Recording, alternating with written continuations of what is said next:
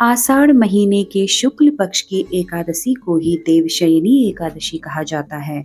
इस एकादशी से चतुर्मास का आरंभ होता है। आषाढ़ महीने के शुक्ल पक्ष की एकादशी से लेकर कार्तिक मास के शुक्ल पक्ष की एकादशी तक कोई भी शुभ कार्य नहीं किया जाता है, क्योंकि इस अवधि में भगवान विष्णु क्षीर सागर में योग निद्रा के लिए चले जाते हैं और फिर 4 माह बाद उन्हें उठाया जाता है। उसी दिन को देवो उत्थानी एकादशी या देव उठनी एकादशी कहा जाता है। इस बीच का जो अंतराल होता है, उसी अंतराल को चतुर्मास कहा जाता है। इन 4 महीनों में किसी भी प्रकार का शुभ कार्य करना वर्जित होता है।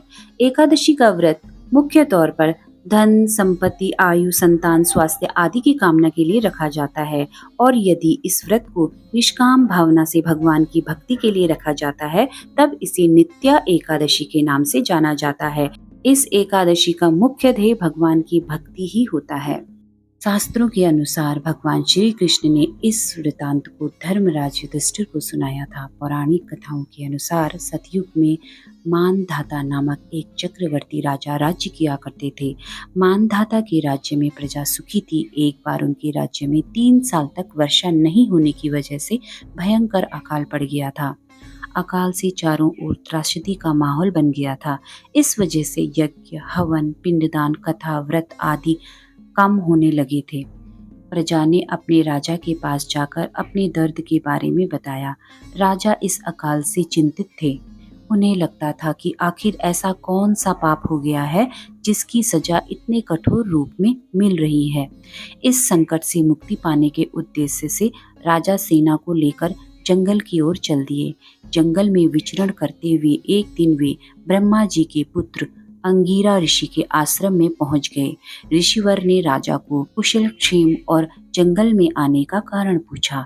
राजा ने हाथ जोड़कर कहा कि मैं पूरी निष्ठा से धर्म का पालन करता हूँ, फिर भी मेरे राज्य में ऐसी हालत क्यों हो गई है?